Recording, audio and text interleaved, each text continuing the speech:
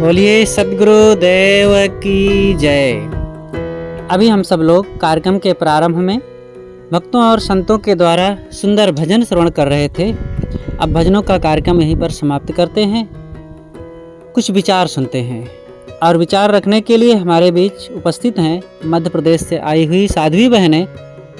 और मैं सर्वप्रथम निवेदन करता हूँ साध्वी साधना साहब से कि आप अपने सुंदर विचारों से हम सबको लाभान्वित करें।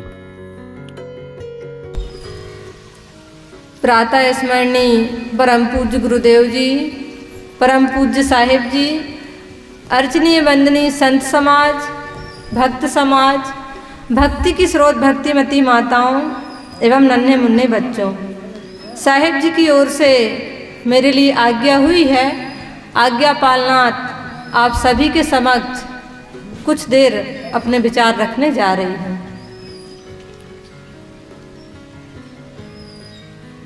या दुनिया दो रोज की मत करे आसो है, या दुनिया दो रोज की मत करे आसो है, गुरु चरणन चित लाइए जो पूर्ण सुख दे, गुरु चरणन चित लाइए जो पूर्ण सुख दे। सद्गुरु राम रहस्य साहिब जी, जिन्होंने एक विशालकाय ग्रंथ लिखा है पंचग्रंथी, उसमें 5 पार्ट में वह ग्रंथ डिवाइड है, जिसमें एक कोश है मानुष विचार, उसकी एक साखी है। उन्होंने कहा है, जो मानुष गृह धर्म युत राखे शील विचार और गुरुमुख वाणी साधु संग मन बच सेवा सार। इसमें साहिब जी 5 बातें बताते हैं। वह कहते हैं कि यदि कोई ग्रस्त व्यक्ति गृहस्थी में रहकर अपने घर का कामकाज करते हुए भी अपने इस मानव जीवन को सार्थक बनाना चाहे तो यह 5 बातें अपने जीवन में धारण कर ले। उसके अनुसार यदि अपना जीवन जिए तो निश्चित ही उसका यह मानव जीवन सुंदर बन जाएगा। वह क्या कहते हैं इसमें, जो मानुष गृह धर्मयुत, जो मनुष्य गृहस्थ धर्म में रहकर गृहस्थी के नियमों के अनुसार अपने जीवन को जीता है। और आगे क्या बोलते हैं, जो मानुष गृह धर्मयुत राखे शील विचार। पहली बात क्या बोलते हैं, शील को धारण करो। और दूसरी चीज है विचार, अच्छे विचारों को अपने जीवन में अपनाओ। गुरुमुख वाणी साधु संग, गुरुमुख वाणी का आदर करो, साधु संतों की संगत करो। और 5वीं और अंतिम बात कहते हैं, मन वच सेवा सार, मन से वचन से सेवा कीजिए। तो इन 5 बातों पर थोड़ी थोड़ी चर्चा करें। सबसे पहले वो कहते हैं कि शील को धारण करें।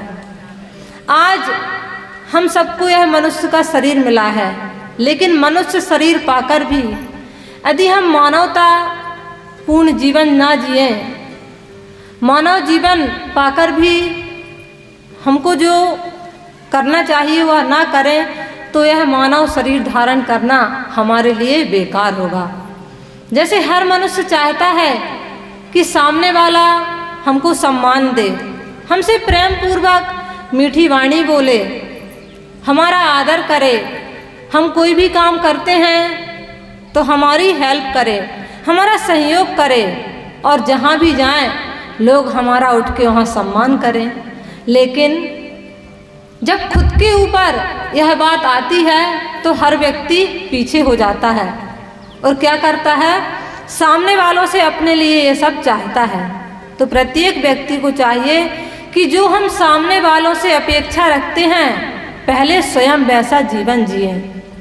हर मनुष्य को चाहिए कि जो अष्ट महासद्गुण हैं, उन सद्गुणों को अपने जीवन में धारण करें, जैसे दया, क्षमा, प्रेम, करुणा, सहिष्णुता, संयोग, परोपकार इत्यादि जो सद्गुण हैं, इन सभी सद्गुणों को धारण करें।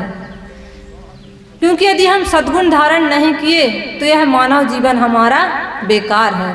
सद्गुरु कबीर साहिब जी ने भी कहा है, मानुष तेरा गुण बड़ा, मासु न आवे काज, और हाड़ न होते आवरण, त्वचा न बाजन बाज। कोई देखने में कितना सुंदर हो, उसकी अच्छी हेल्थ, हाइट, पर्सनालिटी सब एकदम टिप टॉप हो, लेकिन यदि उसके अंदर कोई क्वालिटी ना हो, उसकी कोई सद्गुण ना हो, तो कोई भी व्यक्ति उसको पूछेगा नहीं, ना ही उससे कोई बात करना पसंद करेगा। तो यदि हमें अच्छी हेल्थ, हाइट मिल गई है तो उसके लिए हम धन्यवाद दें, और जहाँ तक हो सके सबका भला सोचें और सबका सहयोग करें। क्योंकि जो सद्गुणी व्यक्ति होता है उसको सभी पसंद करते हैं। कहा भी है, सीलवान सबसे बड़ा, सब रत्नों की खान, और तीन लोक की संपदा रही सील में आन। तो हमको क्या करना है? पहली बात, सील को धारण करना है, और जितने सद्गुण हमारे जीवन में नहीं हैं उन सद्गुणों को भी अपने जीवन में अपनाना है। अब दूसरी बात क्या कहते हैं कि विचार। आज हम देखते हैं कि मनुष्य के पास ना खाने की कमी है, ना कपड़े पहनने की कमी है, ना आवास की कमी है, सब कुछ संपूर्ण है, लेकिन केवल एक चीज़ का अभाव, और वो क्या है? अच्छे विचार। अच्छे विचार ना होने के कारण आज हर इंसान दुखी है, क्योंकि जो नकारात्मक विचार हैं, नेगेटिव थॉट्स हैं, आज उन्हीं से हर व्यक्ति परेशान रहता है, हताश रहता है। उनसे पूछो कि आपके जीवन में सब कुछ कैसा चल रहा है, तो वो क्या कहते हैं? सब कुछ तो ठीक है साहिब जी, लेकिन हमारा जो मन है ना, उसमें हमेशा नकारात्मक विचार चलते रहते हैं। हम कोई भी काम करने का सोचते हैं तो ऐसा लगता है कि उस काम को करने के पहले ही हमारे मन में यह आ जाता है कि वो काम करेंगे तो ऐसा ना हो कि हम उस काम में फेल हो जाएं। तो आप ये क्यों नहीं सोचते कि जब मैं उस काम को कर रही हूँ या कर रहा हूँ तो वह काम मेरा सकुशल पूर्ण होगा? क्योंकि सोचना ही तो है, और उस सोच में हमारे पैसे भी नहीं लगते कि हमारे कोई पैसे लगें। और उस सोच को यदि हम अपने जीवन में धारण कर रहे हैं तो उसके लिए हमको कहीं कोई क्लास भी ज्वाइन नहीं करनी है कि हम कहीं कोचिंग सेंटर में जाएं और वहाँ हमको सिखाया जाए कि आप सकारात्मक सोचो। वो सकारात्मक सोच कहाँ से आएगी? जब हमारे अंदर अच्छे विचार होंगे, अच्छे साथी होंगे, अच्छे लोगों के हम सानिध्य में रहेंगे, तब हमारे अंदर सकारात्मक विचार आएंगे। तो क्या करना है? हमको हमेशा अच्छा सोचना है। कोई भी काम अच्छा या बुरा नहीं होता है, उसको अच्छा और बुरा बनाने वाली कौन है? हमारी सोच है। महान दार्शनिक हुए हैं शेक्सपियर, उनका एक कोटेशन है, उन्होंने कहा है, देयर इज नथिंग गुड और bad but your things makes it so. इसका अर्थ है कि ना कुछ अच्छा है और ना कुछ बुरा, बल्कि जो हमारी सोच है वही उसे अच्छा और बुरा बनाती है। तो हम अपनी सोच को अच्छा बनाएं। एक कहानी आप लोग सुने ही होंगे, एक कुम्हार वह हमेशा क्या करता था कि चिलम बनाता था। उसको चिलम बनाते बनाते ख्याल आया कि मैं अभी गर्मी का समय है और लोग सुराही का उपयोग करते हैं, मटके का उपयोग करते हैं, तो क्यों ना मैं इसको चिलम ना बनाकर सुराही बना दूं, एक मटका बना दूं। तो जब वह मिट्टी से मटका बन जाता है और मार्केट में बिकने के लिए जाता है, तो जो व्यक्ति उसको खरीदता है और जब घर ले जाकर उसमें पानी रखता है, उस पानी को पीता है, तो उस कुम्हार को धन्यवाद देता है और कहता है, धन्यवाद कुम्हार भैया, जो आपने ये मटका बनाया, आपने यह सुराही बनाई, क्योंकि आपने तो केवल इसको बना दिया, लेकिन जब भी मैं इसका पानी पीता हूँ तो मेरी प्यास बुझती है और मुझे शीतलता मिलती है। तो उस कुम्हार का तो केवल विचार बदला, लेकिन उस मिट्टी का तो पूरा जीवन बदल गया। तो ऐसे ही हम सबको चाहिए कि हम सब भी अपने जीवन में अच्छे विचारों को धारण करें। जो हमारे जीवन में गलत विचार चलते हैं उन विचारों को दूर करें, क्योंकि यदि हम अच्छे विचार अपने जीवन में नहीं लाएंगे तो हमारे जीवन के दुख दर्द दूर नहीं हो सकते। सदगुरु कबीर साहब जी भी कहते हैं, करे हूँ विचार तो सब दुख जाई। तो हम अपने दोष दुर्गुणों पर विचार करें, एकांत में बैठें और सोचें कि कहाँ हमसे कमी हो जाती है, कौन सी मिस्टेक हो जाती है, जिस कारण से जिन लोगों के साथ हम रहते हैं उनसे हमारा मनमुटाव हो जाता है, हमको उनके सामने गिल्टी फील करनी पड़ती है, हमारी वहाँ इंसल्ट होती है। तो ये छोटी छोटी सी बातों पर यदि हम विचार करेंगे तो हमारा जीवन दिन ब दिन सुंदर बनता जाएगा, क्योंकि जिनके साथ हम रहते हैं गलतियाँ होती ही हैं और होनी भी चाहिए, क्योंकि जो मनुष्य है यह गलतियों का पुतला है। लेकिन यदि गलती हम करते जाएं और उन गलती को हम सुधार ना करें तो यह हमारी महानता नहीं, मूर्खता कहलाएगी। तो हम सभी लोग सत्संग से जुड़े हैं, सत्संग में आते भी हैं, तो हमको चाहिए कि जहाँ जो गलतियाँ, जो कमियाँ हमारे जीवन में हो रही हैं उनको एक एक करके दूर करें। तीसरी बात क्या कहते हैं साहिब जी, गुरुमुख वाणी। हमको चाहिए कि हम गुरुमुख वाणी, आज हमारे साहिब जी यहाँ पर जो बैठे हुए हैं, कौसम्बी से आए हुए बड़े साहिब जी, उन्होंने दीक्षा दी तो उन्होंने यही बताया है कि हम अपने गुरु के प्रति आजीवन समर्पित रहें। जो बातें वह हमें बताते हैं उन बातों को माने, उनके अनुसार अपने जीवन को जिए, और जहाँ हमको लगता है कि यहाँ अंधविश्वास है, आडंबर है, उन बातों को दूर करें। यदि हम ऐसा नहीं करेंगे तो हमारा यह मानव जीवन सुंदर नहीं बन सकता है। और यदि कोई गुरु हमारे पास आ जाएं, बड़ी बड़ी बातें करें और हमको अंधविश्वास में डालें और हम उनकी बातों को जी हुजूर करके मानते रहें, तो इससे हमारा जीवन सुंदर नहीं बनेगा। तो तीसरी बात क्या है, गुरुमुख वाणी का आदर करें। और चौथी बात है साधु संगत। तो साधु संगत तो हमको कभी कभी मिलती है, जैसे यहाँ साल में एक बार कार्यक्रम होता है, एक बार होता है ना, तो ये तो 3 दिन का हुआ, लेकिन साल भर के लिए हमारे पास क्या है कि जिससे हम हमेशा अच्छे लोगों का साथ करें, अच्छे बातें हमारे जीवन में आए। तो उसके लिए आजकल क्या है, सोशल मीडिया, मोबाइल का ज़माना है। आज बूढ़े बूढ़े लोगों के पास मोबाइल है, तो उस मोबाइल में क्या करें, हम जो सत्संग वाले चैनल हैं उन चैनल को निकालें, उनको सुने। तो उससे क्या होगा कि घर बैठे हम अच्छी बातों को सुन सकते हैं। और दूसरी चीज़ क्या है, साहित्य, जो सदग्रंथ हैं, हमारे गुरुदेव जी जो सदग्रंथ लिख चुके हैं उनको अपने घर में रखिए और रोज नियम से उनका अध्ययन कीजिए। उससे आपको रोज एक नई एनर्जी मिलेगी।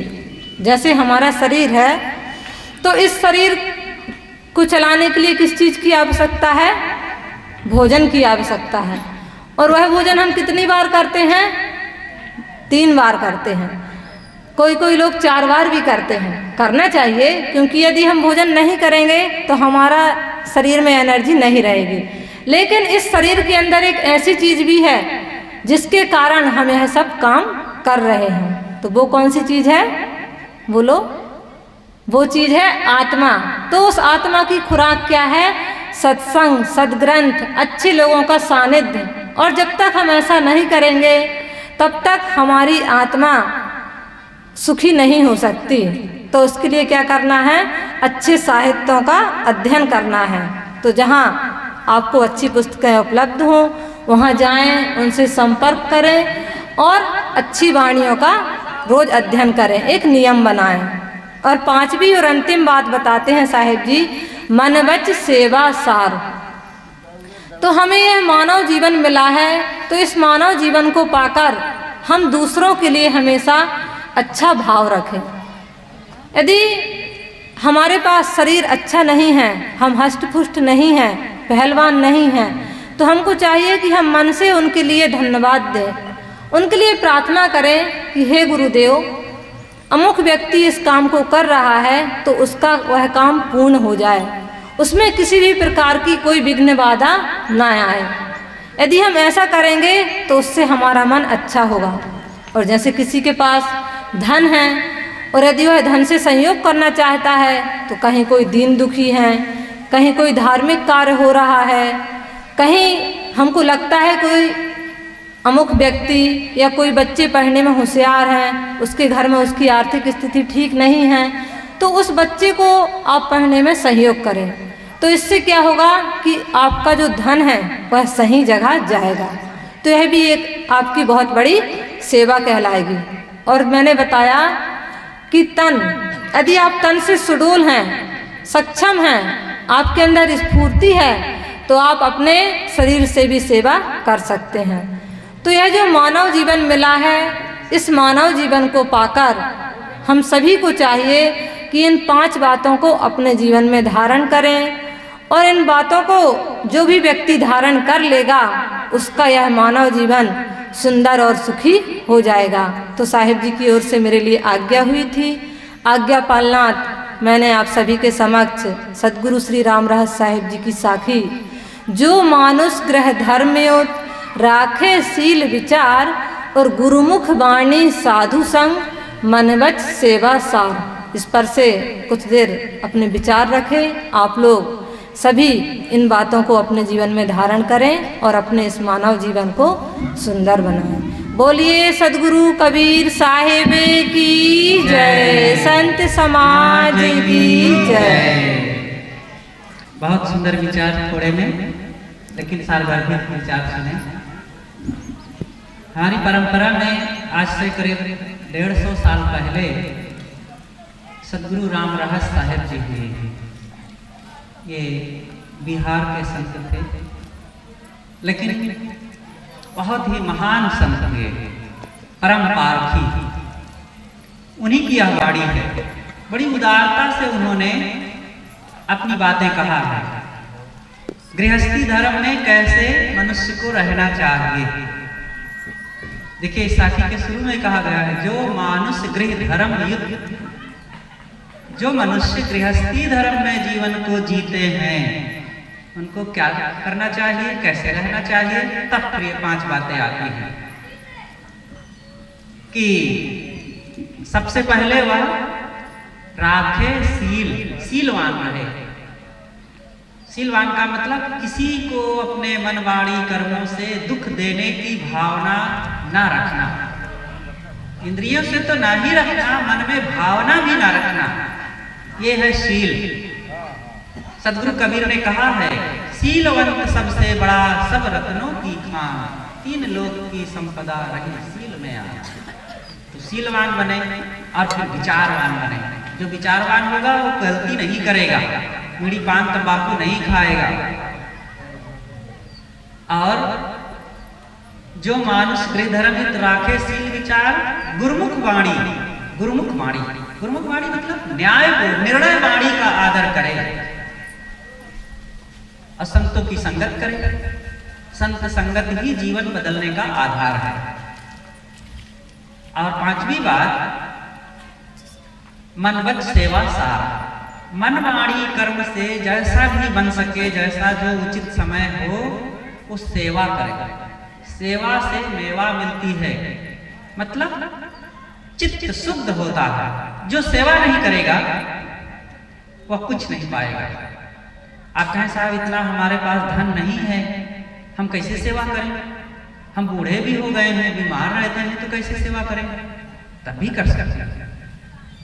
धन है तो धन से करें, नहीं है तो तन से करें, या भी नहीं है तो मन से करें, वाणी से करें, भावनाओं से करें, कर सकते हैं। इसलिए ये 5 बातें बहुत महत्वपूर्ण हैं। अभी सुंदर विचार सुने। अब आगे विचार रखने के लिए हमारे बीच उपस्थित हो रही हैं साध्वी सुमिधा साहब जी। आप मध्य प्रदेश से पधारे हैं और आपके सुंदर विचार होते हैं, पिछले दिन सुने हैं और आज पुनः आप उनके सुंदर विचारों से लाभान्वित हैं।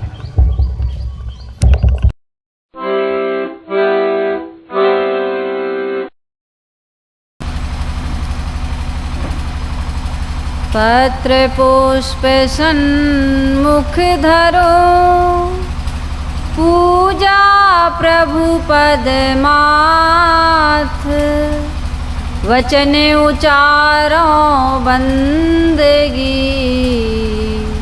सत्य प्रेम के साथ, वचन उचारो बंदगी, सत्य प्रेम के साथ। मेरे मन मंदिर के आराध्य प्रातः स्मरणीय परम पूज्य गुरुदेव जी, मंचासीन परम श्रद्धेय श्री विकास साहेब जी, परम श्रद्धेय श्री राम साहेब जी एवं समस्त संतजन, मेरी साध्वी बहनें, निर्क्षीर विवेकी सज्जनों, भक्तिमती मेरी माताओं और बहनों, कुआं खुर्द क्षेत्र खजनी के इस गोरखपुर की पावन भूमि पर त्रिदिवसीय सत्संग समारोह का आयोजन किया गया है, जिसमें आज दूसरे दिन की पहली सभा प्रारंभ हो चुकी है और हम भजनों से और विचारों से लाभ ले चुके हैं। मुझे भी सेवा का अवसर मिला है। एक बहुत सुंदर साखी है, साखी के माध्यम से मैं आप सबके बीच कुछ समसामयिक विषयों पर चर्चा करने का विचार रख रही हूँ। सोचती हूँ कि इस पर आज हमें चर्चा की आवश्यकता है। एक बहुत पुरानी साखी है। इस साखी के अनुसार यदि हम अपना जीवन जीते हैं तो हमारा जीवन सत्यम शिवम सुंदरम बन सकता है। साखी कहती है, माता पिता गुरुदेव को, किसको? 3 लोगों को, 3 देवता, माता पिता और गुरुदेव। माता पिता गुरुदेव को करिए नित्य प्रणाम। क्यों प्रणाम करना चाहिए? इनको प्रणाम करेंगे तो उनसे आशीर्वाद मिलेगा। इस संसार में बड़ा झगड़ा है। कितने लोग जड़ मूर्तियों को पूजते हैं। जड़ मूर्तियों का खंडन नहीं है। जड़ मूर्ति क्या है? हमारे इष्ट की, उपास्य की, हमारे महापुरुषों की ये याद दिलाती है, प्रतीक है। लेकिन आज वो आशीर्वाद नहीं दे सकती, वो कोई शिक्षा या उपदेश नहीं दे सकती, वो हमें रोक नहीं सकती, टोक नहीं सकती। हमारे द्वारा जो अगरबत्ती या आरती की जाती है उससे वो नाखुश या खुश नहीं हो सकते। हमें आशीर्वाद दे कर के हमें किसी प्रकार का वो वरदान नहीं दे सकते। लेकिन महापुरुषों की मूर्ति का खंडन नहीं करना चाहिए। क्यों नहीं करना चाहिए? अपने घर में चित्र हो, मूर्ति हो, रखना चाहिए। उनकी पूजा करना क्या है? उनको याद करना। याद करना अर्थात उनके चरित्र को, उनके आदर्श को, उनकी शिक्षा को जीवन में उतारना। बहुत झगड़ा है संसार में। कबीरपंथी एक तरफ, सनातन धर्मी जिनको कहा जाता है, जो मूर्ति को पूजते हैं, वैष्णव संत, वो एक तरफ। और खूब घमासान युद्ध चल रहा है। मीडिया के माध्यम से आपस में मिलते हैं, तब भी से विचार एक नहीं हो पाते हैं। वे मूर्ति का खंडन करते हैं और वो कहते हैं कि माता पिता गुरुदेव संतजन भगवान कैसे हो सकते हैं। ये अवतारवाद और उत्तारवाद को लेकर के जो विचारों में विरोध हो गया है, इसको लेकर के समाज के लोग पिस रहे हैं। इसलिए मैंने कहा इस साखी को उठाने की आवश्यकता है। ये साखी क्या कह रही है? माता पिता गुरुदेव को, माता पिता और गुरु को करिए नित्य प्रणाम। प्रणाम यानी उनका आदर करना। उनकी सेवा करना, उनकी आज्ञा का पालन करना। ऐसा करके हमारे महापुरुष महान बने, चाहे राम हो, कृष्ण हो, बुद्ध हो, महावीर हो, सदगुरु कबीर हो, मीराबाई हो, संसार के जितने महापुरुष हुए हैं, सबरी माता जिनको आज हम पूजते हैं, इनके जीवन में गुरु का आशीर्वाद था, उनका मार्गदर्शन था। वो किसी मूर्ति की पूजा करके महान नहीं बने हैं। और आज हम झगड़ा करते हैं कि इन महापुरुषों की मूर्ति की पूजा करेंगे, इनको भोग लगाएंगे, इनकी आरती उतारेंगे, इनकी अगरबत्ती करेंगे तो हमें ये आशीर्वाद देंगे, हमारे पाप काट देंगे, हमारे दुख दूर कर देंगे, हमारी मनोकामना पूरी कर देंगे। इसलिए साखी को मैं उठाई कि माता पिता गुरुदेव को करिए नित्य प्रणाम। प्रणाम यानी विनम्र होकर के सिर झुकाइए, उनकी आज्ञा को मानिए, उनकी सेवा करिए, सम्मान करिए। उनके आशीर्वाद से बन जाते सब काम, सारे काम बन जाते हैं जो माता का, पिता का और गुरु का आदर करता है, उनके बताए हुए रास्ते पर चलता है। आज माता का, पिता का, गुरु का लोग अपमान कर रहे हैं। आज घर में जितना दुखी माता पिता देखे जाते हैं और गुरु का जो अपमान हो रहा है, गूगल को गुरु बना लिए हैं लोग, गूगल गुरु। ये मोबाइल में जो गूगल गुरु हैं, गूगल जो पूछो गूगल बता देता है। हर प्रश्न का जवाब है आज गूगल के पास। लेकिन हमारे जीवन में यदि एक गुरु ना हो, जिनके जीवन में कुछ आदर्श होता है, उनकी रहनी होती है, उनका आचरण होता है, गूगल तो बता देता है लेकिन जीवन में उतार कर नहीं बताता है, जीवन में आचरित करके नहीं बताता है। लेकिन गुरु जीवन में उतार करके, आचरित करके बताते हैं, उस पर चल कर बताते हैं। उनकी रहनी, कथनी, करनी सब एक होती है। गूगल बता सकता है, चल नहीं सकता, चल कर दिखा नहीं सकता। और आदमी को प्रत्यक्ष प्रमाण की आवश्यकता है।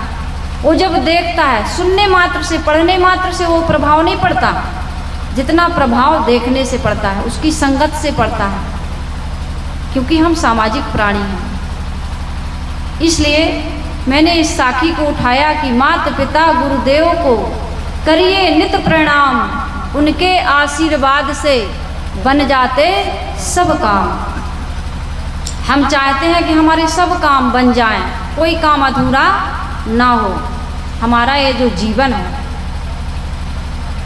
इस जीवन को लेकर के हमें बहुत सारी चीज़ों को समझने की आवश्यकता है। जीवन दो तत्वों से बना हुआ है, एक जड़ और दूसरा चेतन। जड़ विकारी होता है, कल हम साहिब जी से सुन रहे थे। सत्य है लेकिन विकारी है, इसमें निर्माण है, पुष्टि है और विनाश है। जड़ तत्व न खुद को जानते हैं न दूसरे को जानते हैं, इनमें ज्ञान नहीं है, क्रिया तो है, लेकिन चेतन परम सत्य है। वो खुद को भी जानता है, दूसरों को भी जानता है, और दोनों के संयोग को जीवन कहते हैं, दोनों के वियोग को मृत्यु कहते हैं। इस जीवन में हम सबको तीन चीज़ों की आवश्यकता है। अभी मैंने तीन चीज़ कहा, माता पिता और गुरु। इसी प्रकार से शरीर के लिए तीन चीज़ों की आवश्यकता है, मूलभूत आवश्यकता, रोटी, कपड़ा, मकान। और आत्मा के लिए, आत्मा की खुराक क्या है? शरीर की आवश्यकता तो रोटी, कपड़ा, मकान है, जिसके लिए पूरा जीवन हम परिश्रम करते हैं। लेकिन आत्मा की खुराक, आत्मा की खुराक है भजन। शरीर की खुराक भोजन, आत्मा की खुराक भजन। भजन में ज्ञान, भक्ति, वैराग्य आता है। भजन मतलब खजरी लेकर, तबला लेकर, हारमोनियम लेकर या किसी वाद्य संगीत को लेकर के जो भजन गाते हैं, इसकी भी आवश्यकता है। इसका मैं खंडन या विरोध नहीं कर रही हूँ, इसकी भी आवश्यकता है। लेकिन असली भजन क्या है? जो भजन में गाया जाता है, उस भजन के अनुसार भक्ति करें, उस भजन के अनुसार जीवन में ज्ञान का आचरण करें, और हमारे जीवन में उस भजन के अनुसार जिस महापुरुष का भजन हम गाते हैं उस महापुरुष के अनुसार त्याग और वैराग्य भी होना चाहिए। केवल भजन गा लेना ये बहुत बड़ी उपलब्धि नहीं है। एक कुदरत के द्वारा, प्रकृति के द्वारा किसी को एक कला मिलती है गाने की, बजाने की। ये जो मैं प्रवचन कर रही हूँ इससे आत्मा का लाभ नहीं होता। प्रज्ञावान को, प्रवचन वाले को या सुनने वाले को आत्मा का ज्ञान नहीं होता, ये केवल जानकारी होती है, समझ में आता है। लेकिन ज्ञान किसको कहते हैं? जो अपने दोषों को, दुर्गुणों को, विकारों को, बुराइयों को, कमियों को जीत लेता है, त्याग देता है, आचरण में उतार लेता है, उस ज्ञान को पचा लेता है, उस व्यक्ति को आत्मा की अनुभूति होती, आत्मज्ञान होता है, आत्मस्थिति को वो प्राप्त करते हैं। तो ये कैसे होता है? भक्ति से, ज्ञान से, वैराग्य से। हमारे जीवन में इसकी कमी है। बचपन से बच्चों को क्या करना चाहिए? सुंदर संस्कार देना चाहिए। आज संगति की, और दूसरी चीज जीवन में आचरण की, और तीसरी चीज जीवन में प्रेम की बहुत कमी है। संगति पर विचार करिए। बच्चों को किस प्रकार का माहौल मिल रहा, किस प्रकार की संगति मिल रही। हम बच्चों को राम, कृष्ण, बुद्ध, महावीर बनाना चाहते हैं। मीराबाई, अहिल्याबाई, झांसी की रानी लक्ष्मीबाई, प्रतिभा पाटिल, क्या क्या बनाना चाहते हैं। राजनीति के क्षेत्र में, धर्म के क्षेत्र में, विज्ञान के क्षेत्र में, भौतिक क्षेत्र हो, आध्यात्मिक क्षेत्र हो, सामाजिक क्षेत्र हो, किसी भी क्षेत्र में अपने बच्चों की यदि उन्नति और प्रगति देखना चाहते हैं तो बचपन से वो माहौल, वो संस्कार, वो वातावरण हमको उनको देना होगा। जिस प्रकार से ईंट बनाते हैं तो ईंट को बनाने के लिए सांचे को सुडौल करना पड़ता है। यदि सांचा टेढ़ा मेढ़ा है तो ईंट सुंदर नहीं बनेगी।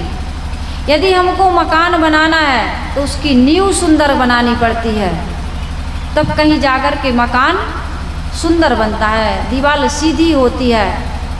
आपको, हमको यदि मकान बनाना है तो क्या करते हैं? सबसे पहले इंजीनियर से मिलते हैं और नक्शा तैयार करवाते हैं। और जब इंजीनियर नक्शा बना देता है तो उस नक्शे के अनुसार वहाँ की जगह को देख कर के उस नक्शे को पास किया जाता है। लेआउट जिसको कहते हैं, कली डाल करके, सफ़ेद चूना डाल करके, सीध में मिला करके धागा से वहाँ पर उस नक्शे के अनुसार उसको लेआउट करते हैं। उसके बाद में जब कारीगर का चयन करते हैं, कारीगर आता है तो बीम करवाता है, पिलर करवाता है, दीवार उठाता है, तो उसमें कितना समय लगता है। बनवाने वाले को ये लगता है कि बीम में, पिलर में कितना टाइम लगा रहा है कारीगर, ये ठीक से काम नहीं कर पाएगा। तब वो समझाता है कि भाई साहब ऐसा नहीं है, जितना टाइम पिलर में और नींव में लगता है, मकान को नीचे से ऊपर बीम लेवल में ले जाने में लगता है, उतना टाइम मकान बनाने में नहीं लगता है। ये बात मैं क्यों कह रही हूँ? देवरी में आश्रम बन रहा है और उस समय जब बन रहा था तो हम लोग स्वयं बनवा रहे थे। खड़े होकर के मैंने देखा, बारिश के समय में वहाँ काम लगा तो मुझे लग रहा था कि ये लोग बहुत स्लो काम कर रहे हैं। तो मैंने उनको टोका कि भाई इतना टाइम क्यों लगा रहे हैं? तो कहा साहब जी सबसे पहले बीम और पिलर में ही टाइम लगता है। ये जीवन की बीम, जीवन का पिलर, बच्चों को संस्कार देने में माता पिता का, गुरुजनों का, इस समाज का, साहित्य का, मीडिया का, संगति का बहुत बड़ा योगदान है। इस पर ध्यान देने की आवश्यकता है। आज बच्चे बिगड़ रहे हैं, हम कहते हैं बच्चे कहाँ नहीं मानते, बच्चे कहाँ से सीख गए मनमानीपना, उनके अंदर नशा की प्रवृत्ति कहाँ से जाग गई। यदि माता पिता स्वयं नशा करते हैं, स्वयं लड़ाई झगड़ा करते हैं, स्वयं एक दूसरे का आदर नहीं करते हैं, स्वयं बूढ़े माता पिता की सेवा नहीं करते हैं, बच्चों को कहते हैं कि माता पिता के पैर छूना चाहिए, और बच्चे देखते ही नहीं कि हमारे मम्मी पापा दादा दादी के पैर छूते हैं। तो बच्चे कहाँ से उनके माता पिता के पैर छुएंगे। बच्चे देख रहे हैं कि हमारे घर में दादा पापा गुड़ाखू खाते हैं, बीड़ी सिगरेट का सेवन करते हैं, शराब पीते हैं, गाली देते हैं, घर में लड़ाई झगड़ा करते हैं, झूठ बोलते हैं, गाली देते हैं, नाना प्रकार के दुर्व्यसन दुर्गुण दुराचरण में पड़े हुए हैं।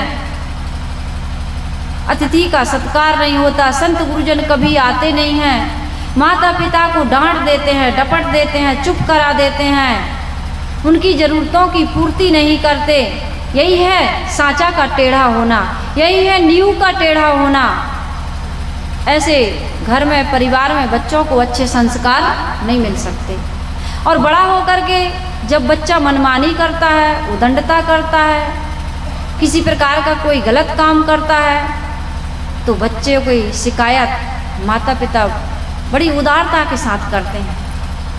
अपने ही बच्चों की शिकायत बड़ी उदारता के साथ करते हैं, बच्चों के सामने शिकायत करते हैं। बच्चों को लगता है कि माता पिता हमारे दुश्मन हैं। अभी मुरैना की MP की एक घटना, सच्ची घटना, कहते हैं बच्चियों को पापा ने रोका। किसने रोका? उनके गार्जियन, उनके पिताजी ने रोका कि रात में घर से बाहर न जाया करो। स्वतंत्रता है, समानता है, सारी चीज़ें हैं, लेकिन एक मर्यादा होती है, एक समय होता है। स्त्री का अलग, पुरुष का अलग। पुरुषों को भी अनावश्यक घर से बाहर शाम के वक्त जाकर के नशा करना, व्यसन करना, गपबाजी करना या कोई भी किसी भी प्रकार की व्यर्थ बातचीत करना, घर से बाहर निकलना, घर का ये माहौल होना चाहिए कि सुबह शाम घर में कुछ धार्मिक कार्य हों। एक नियम होना चाहिए कि शाम को सबको अपने अपने माता पिता के साथ, परिवार वालों के साथ पूजा करना है, अर्चना करना है। ये पूजा का खंडन नहीं होना चाहिए। छोटे छोटे बच्चे आज सत्संग को नहीं जानते हैं, उनको कामाने कबूतर खामाने खरगोश पढ़ाना पड़ता है। हमारे गुरुदेव जी ने स्वयं पूजा की है, उनके 4 इष्ट थे, राम कृष्ण विष्णु और शंकर। हम लोगों ने स्वयं पूजा की है।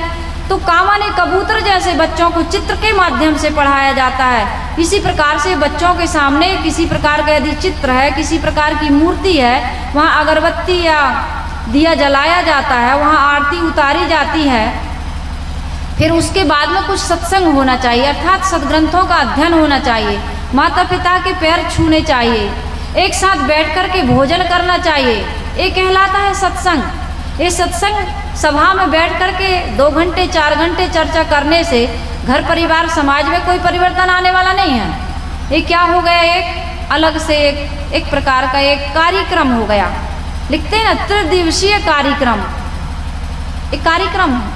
ये सत्संग नहीं, सत्संग जीवन में उतरना चाहिए, घर परिवार समाज में उतरना चाहिए। कुछ हमारे परिवार में एक नियम होना चाहिए। तो बच्चों को बिठाइए, लड़का हो या लड़की, एक नियम होना चाहिए कि घर में सुबह शाम, सुबह जब उठेंगे तो स्नान के बाद, मैंने देखा अभी हम लोग गए थे बांस बरेली, एक भक्त हैं, उनके घर में सदगुरु कबीर साहिब जी का चित्र रखा हुआ है। छोटा सा मंदिर है, वहाँ बढ़िया से डेकोरेशन है, वहाँ पूजा की सारी सामग्री है, आसनी बिछी हुई है। किताबी बात नहीं, मैं देख के आई हूँ। माता पिता सुबह उठ कर के स्नान करके कबीर साहिब जी के पास अपनी हाजिरी देते हैं, वहाँ बैठते हैं, 5 मिनट 10 मिनट जैसा समय रहता है ध्यान करते हैं। उनके बच्चे सुबह उठकर यही करते हैं, फिर माता पिता को प्रणाम करते हैं, उनके बच्चे उनको प्रणाम करते हैं, तब स्कूल जाते हैं, टिफिन बनता है, सारा काम होता है, उनका पति ऑफिस जाता है। पहले पूजा, पहले अगरबत्ती आरती, माता पिता को प्रणाम, उसके बाद में घर के सारे काम। तो पापा ने रोका कि बेटी शाम को घर से बाहर नहीं जाना चाहिए। अरे शाम में तो पशु पक्षी भी अपने घोंसले में आ जाते हैं, शाम को तुम्हारा ऐसा कौन सा काम प्रकृति ने रात बनाई है? दिन भर काम करिए, लेकिन शाम के वक्त घर में एक साथ बैठ कर के, जो मैंने कल कहा ईटिंग और मीटिंग, दिन भर जो भी काम हुआ, जो भी घटना घटी है, परिवार वालों से शेयर करिए, चर्चा करिए। तो पापा ने रोका कि बेटी शाम के वक्त घर से बाहर नहीं निकलना चाहिए। पापा बराबर रोकते रहे। इस प्रकार के अंगों को प्रदर्शन करने वाले ड्रेस नहीं पहनना चाहिए। नारी की शोभा या सुरक्षा शील और मर्यादा में है। जैसे कोई दवाई अपन लेते हैं लिक्विड वाली, तो उसमें एक सील लगी होती है ढक्कन में। जब तक वो सील लगी रहती है तब तक दवा सुरक्षित रहती है, और सील टूट गई तो दवा उसकी सुरक्षा की कोई गारंटी नहीं। इसलिए सील का, मर्यादा का, ओढ़ना, पहनना, खाना पीना, चलना फिरना, उठना बैठना, प्रत्येक व्यवहार होना चाहिए। ड्रेस को लेकर के पिता ने रोका।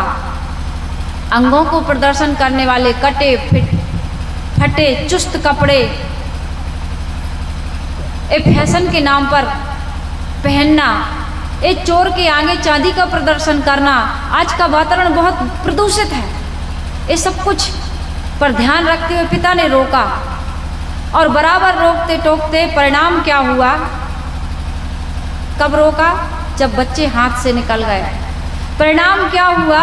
बच्चियों ने मिलकर के पापा की हत्या कर दी। चाकू से उसके जीवन को समाप्त कर दिया, खून साफ कर दिया, चाकू साफ कर दिया, और रात में चुपचाप सो गईं। बेटियां सो गईं और सुबह माँ से लिपट लिपट कर रोने लगीं। रोने का ऐसा नाटक, ऐसा लगा कि जैसे मानो ये इस घटना से इनको कोई बिल्कुल अनजान है, कोई पता ही नहीं। ये हो रहा है आज समाज में। तो इसलिए यदि माँ ब्यूटी पार्लर जाती है, ओंठों की शोभा लिपस्टिक से नहीं है, ओंठों की शोभा सुंदर मुस्कुराहट और मीठी वाणी से। यदि इस प्रकार का जीवन में हम आचरण करते हैं, एक भजन है, उस भजन में आया है, उसका एक पॉइंट है, मान ले दुलारी मेरा कहना, इस भांति रहना जाके ससुराल में। मान ले दुलारी मेरा कहना, इस भांति रहना जाके ससुराल में। सब कुछ पड़ेगा बेटी सहना, पर कुछ मत कहना जाके ससुराल में। माँ यदि सास की सुनती है, ससुर की सुनती है, पति की सुनती है, परिवार वालों की सुनती है, सहती है, जवाब नहीं देती, और बेटी को जुबान से नहीं आचरण से ये शिक्षा देती है कि बेटी यहाँ सहना सीख लो। यहाँ बाप की नहीं सह पाई बेटी, बाप की हत्या कर दी, वहाँ ससुराल में पति की सहेगी, सास ससुर की सहेगी। आजकल की बेटियाँ कहती हैं ससुराल तो चाहिए, पति तो चाहिए, लेकिन सास ससुर नहीं चाहिए। एक प्रवक्ता थे, बहुत सुंदर प्रवक्ता, बड़े फेमस प्रवक्ता थे, नहीं हैं अभी, MP के हैं, सागर के। कथा करते हैं, राम की कथा, भागवत की कथा, हनुमान चालीसा पर बोलते हैं, बहुत सुंदर। उनके बहुत सारे भक्त थे। भक्त ने कहा कि महाराज जी ऐसा करिए, बेटी के लिए कोई अच्छा सा वर खोजिए, लेकिन एक शर्त है। कहे क्या शर्त है? कहे ऐसा घर खोजिए जिसमें सास ना हो। तो महाराज जी को बड़ा दुख हुआ कि बताइए, आम तो खाना है लेकिन पेड़ ना हो। आजकल सब रेडीमेड, गाय नहीं रखते लोग, दूध तो चाहिए लेकिन गाय की सेवा नहीं चाहिए। माता पिता की संपत्ति तो चाहिए लेकिन माता पिता की सेवा नहीं चाहिए। यही तो दुख का कारण बना हुआ। और साखी क्या कह रही? माता पिता गुरुदेव को करिए नित्य प्रणाम, उनके आशीर्वाद से बन जाते सब काम। सब काम बन जाएंगे। आप अच्छे डॉक्टर, मास्टर, वकील बन सकते हो, जज, प्रोफेसर बन सकते हो, राजनेता बन सकते हो, अच्छी इंसान नहीं बन सकते हो। आप वहाँ जाकर के मिलावटबाजी करोगे, घूसखोरी करोगे, काम चोरी करोगे, भ्रष्टाचार फैलाओगे, लूटोगे, हिंसा हत्या करोगे। जिस डॉक्टर को भगवान कहते हैं लोग, अभी कोरोना के समय में डॉक्टरों ने क्या किया? जिस वकील को, जिस राजनेता को, जिस पुलिस को समाज की सुरक्षा के लिए तैनात किया गया है, आज उनके आतंक से, उनके भ्रष्टाचार से समाज के लोग दुखी हैं। आप किसी मुकदमा में पढ़ कर के देखिए क्या दुर्दशा होती है। बिना पैसे के, बिना पहुंच के कोई काम नहीं होगा। कोई ईमानदार आ गया, ईमानदार लोगों को पता नहीं सदगुरु कबीर साहिब जी किस मिट्टी के बने थे, इसलिए तो उनके पीछे लोगों ने चमत्कार जोड़ दिया। 119 साल और शायद 6 महीने 20 दिन, कितने दिन साहिब इस धराधाम पर रहे और उनके धड़ पर सिर बना रहा। ये बड़ी आश्चर्य की बात इसलिए कह रही हूँ कि सत्य कहने वाले लोगों को लोग मार देते हैं। बहुत सारे लोग ऐसे होते हैं जिनको पूरा जीवन जीने को नहीं मिलता। तो मैं ये कह रही थी कि माता पिता का, गुरुजनों का जो अपमान हो रहा है, जो उनकी अवज्ञा हो रही है, जिसके कारण से हम एक भी सुख नहीं पा रहे हैं। पैसे से सुख मिलता है? आप पैसे वालों से जाकर के मिल कर के देख लीजिए, पैसे वाले सुखी नहीं हैं। बड़े बड़े धनपतियों को आप देखिए, बड़े बड़े धनपतियों ने यही कहा अंत में कि जिसने भी कहा वो सच कहा कि पैसे से सुख नहीं मिलता। आप कितना अच्छा मकान बनवा लीजिए, उस मकान में आप रहिए, कितनी अच्छी कार खरीद लीजिए, उस कार में आप बैठिए, लेकिन मन के विकार दूर नहीं हुए, मन की गंदगी दूर नहीं हुई, तो कार का बैठना, उस मकान का रहना, उस डल्लप के गद्दे पर सोना आपको सुख चैन नहीं दे सकता। इस पर कल साहिब जी बता रहे थे। तो मैं कह रही थी कि बहुओं को क्या चाहिए, बेटियों को क्या चाहिए, ससुराल चाहिए, पति चाहिए, लेकिन सास नहीं चाहिए। तो प्रवक्ता ने कहा भाई ये तो बहुत बड़ी समस्या है। ठीक है, देखेंगे। मन में तो बहुत गुस्सा आया, बड़े कड़क स्वभाव के थे और खरखर स्वभाव के, मुंह पर जो कुछ कहना है वो साफ साफ कह देते थे। लेकिन समय का इंतज़ार किया उस दिन उन्होंने। बेटी की शादी हो गई, इन्होंने कोई वर नहीं खोजा। पारी आई बेटे की, तो कहा महाराज जी बेटी के लिए तो दामाद नहीं ढूंढ पाए, लेकिन बहू यदि मिले अच्छी, बेटा की शादी करना है। तो पंडित जी को, प्रवक्ता महाराज को वो बात याद आ गई कि इन्होंने बेटी के लिए भी कहा था कि वर चाहिए लेकिन सास ना हो तो अच्छा है, क्योंकि बेटी कह रही है उस घर में शादी करूंगी जहां सास ना हो। क्योंकि बेटियों की बड़ी उदंड स्वभाव हो चुका। घर में कहाँ से हुआ उदंड स्वभाव? घर की माता बहनों से, मम्मी पापा से उन्होंने सीखा। ये बात कड़वी जरूर लगती है। कुछ बच्चे होते हैं जो मम्मी पापा तो बहुत अच्छे होते हैं, माता पिता तो बहुत अच्छे होते हैं, लेकिन बच्चे में पता नहीं कहाँ से कुसंस्कार, जीव अनादिकाल का संस्कार लेकर के आता है। अपवाद स्वरूप कुछ बच्चे ऐसे भी हो जाते हैं कि हिरण्याकश्यप के यहाँ प्रहलाद भी पैदा हो जाते हैं, ऐसा भी होता है।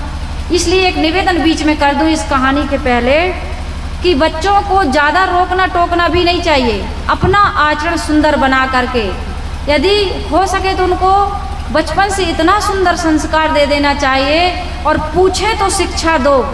बड़े हो जाने पर उनको रोको टोको मत। ये डर के कारण नहीं कह रही कि आत्महत्या कर देगा, चाकू मार देगा, ऐसी बात नहीं, वो मानेगा नहीं। आपके गर्भ में जब बच्चा आता है, बच्चा पैदा होता है, 5 साल 10 साल तक आप उसको अपनी शिक्षा से, अपनी रहनी से, अपने आचरण से वो संस्कार दे दीजिए कि जो बच्चा को आप बनाना चाहते हैं वो बच्चा यदि बन रहा है, 10 साल में आप उसका टेस्ट ले लीजिए कि हाँ बच्चा की रुचि किस तरफ है, बच्चे मेरे अनुसार चल रहा है, मेरी शिक्षा का, मेरी रहनी का, आचरण का अपने जीवन में उसको उतार पा रहा है कि नहीं। नहीं तो बच्चों को छोड़ दीजिए, क्योंकि जीव अपना संस्कार लेकर के आता है। जीव सब मन के बिके हैं, कोई न साथी तुम्हार, जीव सब मन के बिके हैं।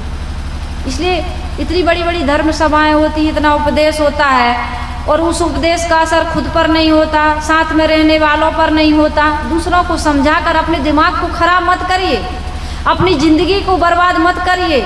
ये मेरे जीवन का अनुभव, अपना जीवन सुंदर बनाइए। यदि एक व्यक्ति जीवन में सुंदर बन जाता है तो पूरा परिवार सुंदर बन जाता है, और परिवार सुंदर बन जाता है तो गांव सुंदर बन जाता है, गांव सुंदर बन जाता है तो पूरा राष्ट्र सुंदर बन जाता है। एक व्यक्ति के सुधरने से हम बदलेंगे, युग बदलेगा कहा गया है। आचार्य श्री राम शर्मा जी ने कहा है कि हम बदलेंगे तो युग बदलेगा, खुद को बदलिए। तो महात्मा जी को याद था कि अब इनको बेटी तो चाहिए, बेटी को ससुराल कैसी चाहिए जहाँ सास ना हो। बेटियाँ कहती हैं ससुराल ऐसी जगह हो जहाँ सास चंगी हो, माने काम करती हो, बात मानती हो, सारी सेवा। बहू 8 बजे उठे और सास 4 बजे ही, जैसे पहले उठती थी उसके ज़माने में, ऐसे उसकी तो आदत बन चुकी है। वो अभी भी 4 बजे उठ के घर का सारा काम कर ले, चूल्हा चौकी बर्तन सब साफ कर दे। हम आएंगे तो बढ़िया चाय बनाएंगे, नाश्ता बनाएंगे, खाएंगे और फिर आराम से भोजन बनाएंगे। बर्तन सास ही मांजेगी। यदि गाय रखी है घर में तो गोबर सास ही निकालेगी, लेकिन दूध हम पिएंगे, हमारा बच्चा पिएगा, पति पिएगा। तो ये समस्या है। तो सास चंगी हो या तो फिर पोटू टंगी हो, मर गई हो। ऐसी सास हो जो सेवा करे, सहयोग करे, नहीं तो स्वर्ग चली गई हो, वही अच्छा, सेवा ना करना पड़े। तो पंडित जी से कहा कि पंडित जी दामाद तो नहीं ढूंढ पाए, बहू ढूंढ दीजिए। पंडित जी बड़े हाजिर जवाब थे बीरबल की तरह। कहा भगत जी दामाद तो मिलेगा, एक शर्त है। हाँ बहू तो मिलेगी, एक शर्त है। कहे क्या शर्त है? कहे शर्त यह है कि आपको अपनी पत्नी को मारना पड़ेगा, उसकी हत्या करनी पड़ेगी।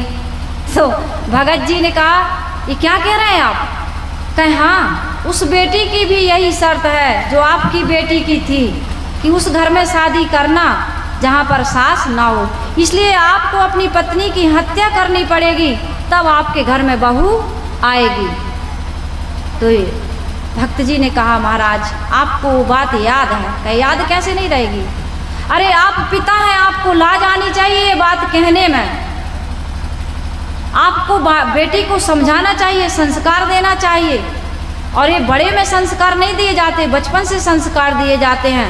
आप कहते हैं बच्चे छोटे हैं, बच्चे छोटे हैं, बच्चा कब बड़ा हो जाता है, हम कब बूढ़े हो जाते हैं। कल साहब कह रहे थे भंवर उड़े बग बैठे आई, काले से सफ़ेद बाल हो गए, हम डाई लगवाते हैं। इससे पता चलता है कि हमारे अंदर में अभी कितना बचपना है। इस सफ़ेद बाल वालों को कभी डाई लगाने की क्या आवश्यकता पड़ती? आप बाप बन गए, पति बन गए, समधी बन गए, फिर भी डाई लगाते हैं, अभी भी काले बने रहते हैं और सोचते हैं बच्चे संस्कारी हो जाएं। माता बहनें शादी के पहले ब्यूटी पार्लर जाएं तो बात समझ में आती है, शादी के बाद भी दूसरे की शादी में ब्यूटी पार्लर जा कर के अपने मेकअप करवाती हैं। बच्चों को क्या शिक्षा देंगे? क्या ब्यूटी पार्लर ये सत्संग है, इसमें जीवन का सुधार होता है, स्वभाव को सुंदर बनाइए। मैं कह रही थी कि मान ले दुलारी मेरा कहना, इस भांति रहना। इसका एक पॉइंट है कि बोली कैसे बोलना चाहिए। होठों की लाली से आपकी सुंदरता नहीं है, मीठी वाणी और मुस्कान से है। इस भजन का लास्ट पॉइंट है कि कंठ सीरी कंठ तेरा कोयल के समान हो बे। कैसा हो? कोयल जैसा बोलो, कोयल जैसा मधुर स्वरों में बोल सके तो बोल रे। कल ललिता साहब भजन गा रही थी, कह गए संत कबीर जगत में कटुक वचन मत बोल रहे। ये कटु बोलने से जीवन में कितना कलह होता है, रिश्ते संबंधों में कैसे दरार आती है, कैसे अपने दुश्मन बन जाते हैं। ये साधना करिए। आप उपवास करते हैं, व्रत करते हैं, लंबी लंबी जठाएं रखा लेते हैं, मुड़ मुड़वा देते हैं, घर परिवार छोड़ देते हैं, ग्रस्त व्रत सबके लिए है, लेकिन मीठी वाणी का व्रत नहीं ले पाते। व्रत लीजिए कि हमारे जीवन में आज हमें संकल्प लेते हैं कि अमुक दिन हम क्रोध नहीं करेंगे। बच्चों को ये संकल्प दो कि बेटा रविवार के दिन, बुधवार के दिन क्रोध नहीं, कोई एक दिन चुन लीजिए।